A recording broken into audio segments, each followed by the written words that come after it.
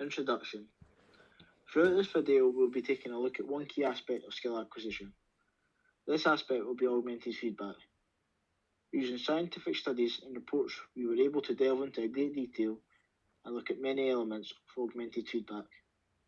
The main points that will be discussed are what augmented feedback is, the effects of learning through augmented feedback, transfer and retention.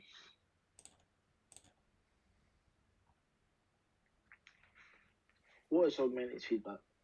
Augmented feedback, also known as extrinsic feedback, is when information/feedback has been gathered from an external source, for example, a coach, teammate, or someone watching in the crowd. The information gathered is then given to the performer during or after the performance. This type of feedback includes things the performer can see or hear, like a gymnastic watching back a video of the routine. Extrinsic feedback is very important as someone watching the skill can observe and explain what needs to be done to improve or correct it. Augmented feedback comes in two types: knowledge of result, also known as KR, and knowledge of performance, also known as KP.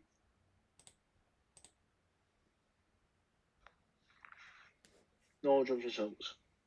Wolf G and Shea CH 2004 state that knowledge of results is terminal feedback provided to the performer after the completion of a response about the movement outcome in terms of an environmental goal. It is tailored to the result and overall performance/task, for example, looking at the performer's time, score, or position. Knowledge of results is very valuable in sports to help motivate and push on athletes, as it allows them to have a goal to work towards, such as getting a quicker time or finishing in a better position.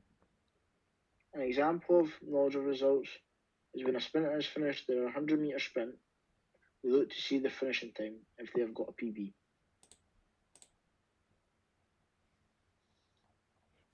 Knowledge of performance. Sundaryadi, 2016, states that knowledge of performance is information an athlete receives about the performance that is specifically related to their movements. Knowledge of performance is feedback related to the way in which a specific skill is performed. It gives feedback on the quality of execution of the skill rather than looking at the result itself. Knowledge of performance is very important in sports that require you to perform in specific ways, particularly in sporting activities that you are judged on skills and performance, for instance, gymnastics. An example of knowledge of performance would be a golfer may get feedback that they have putted very well throughout the day, but have struggled when it has come to bunker shots and have not been as effective.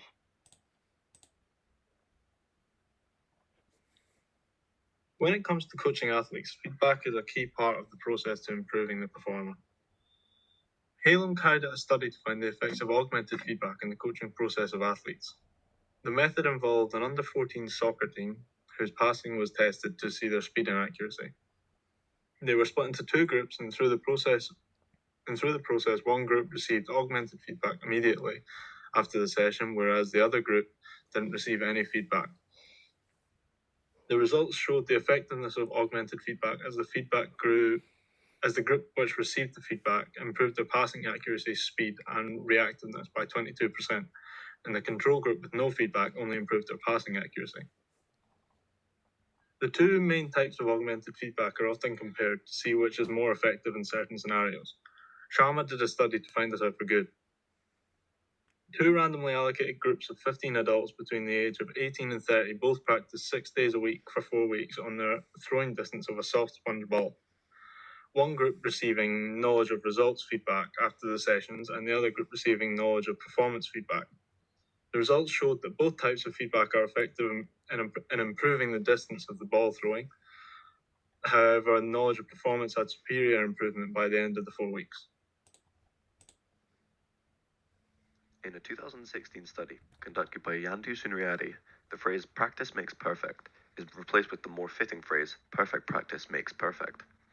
Sunriadi explains that practitioners must have readily available feedback that comes in two forms, either knowledge of performance or knowledge of results. Both have been explained in previous slides. Sunriadi explains that feedback determines the quality of the skill learned and the skill transfer when provided from an outside source. When talking about both types of feedback, it is important to note which of the two is more effective when skill transfer is taking place. When a performer is in the cognitive stage of learning, knowledge of performance is more effective at aiding skill transfer, as there is more useful information when learning a motor skill. However, when a learner is in a higher stage of learning, such as the associative or autonomous stages of learning, knowledge of results can be crucial to developing skills, as it accelerates the learning process of what are determined to be inherent skills, as said by sports scientist Kieran Magill from the University of Liverpool in his 2016 study. Scenariade explains that when augmented feedback is present, the time it takes to fully perform a task is drastically reduced. However, this reduction in time only happens when the performer already has a base understanding of the skill and is looking to develop the more complex subroutines and movements. In a 2009 study conducted by the National Centre of Biotechnological Information, terminal feedback was tested against concurrent feedback. A group was divided into 3 smaller groups and instructed to perform a task. One group was given no feedback, one was given concurrent feedback, and the last was given terminal feedback. In total, 3 tests were performed. First, there was the initial test, where each group got their type of feedback. Then, the second test was directly after this initial experiment. In this initial test, the baseline group and the terminal feedback group both failed. However, the concurrent feedback group passed as they were gaining feedback during the activity. In the second test, which was performed directly after this initial test, the baseline group all failed as they received no feedback. The concurrent group all passed, and so did the terminal feedback group, as they changed their method of performance. However, a week later, the final test was performed, and only the group who received terminal feedback passed.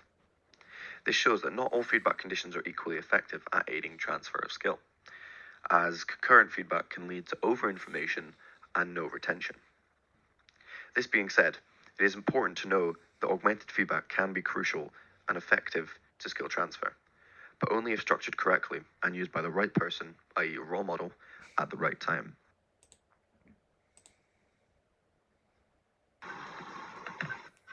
Just to touch on the retention of augmented feedback, how much feedback is good and how different types of feedback affect retention levels.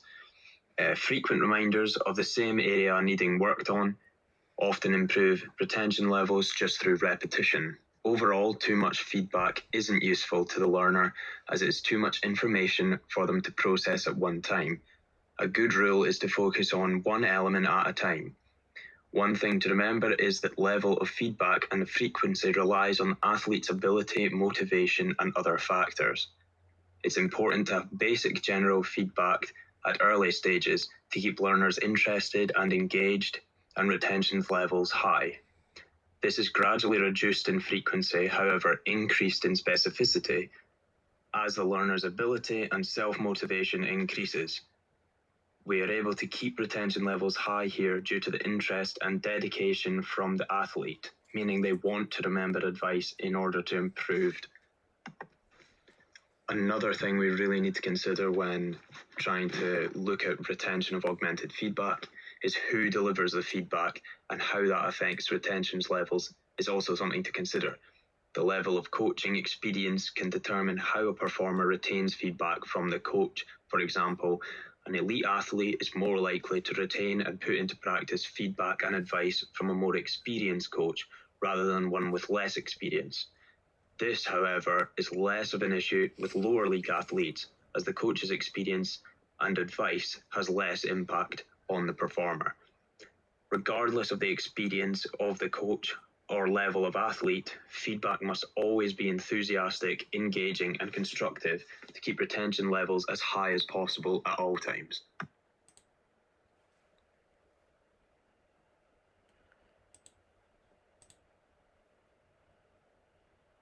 Visual feedback is seeing a technique being performed, whether it be in person or by a demonstration, or on a video performed by a professional athlete.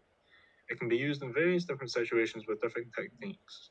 Video analysis can be used to find and correct issues in your own performance or technique, or at higher levels of sport, it is often used to look at opponents' performance to get ready for a game.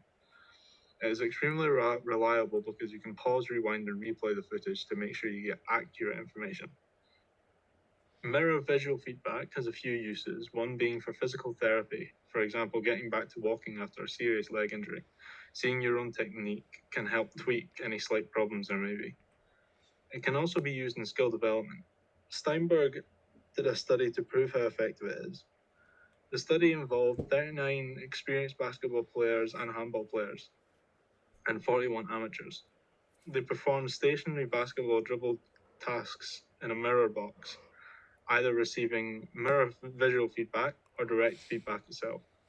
The results showed after 4 days of training only using the right hand to dribble, the controlling and dribbling of the ball in both hands had improved, more so in the experienced players, but the method was effective with all participants.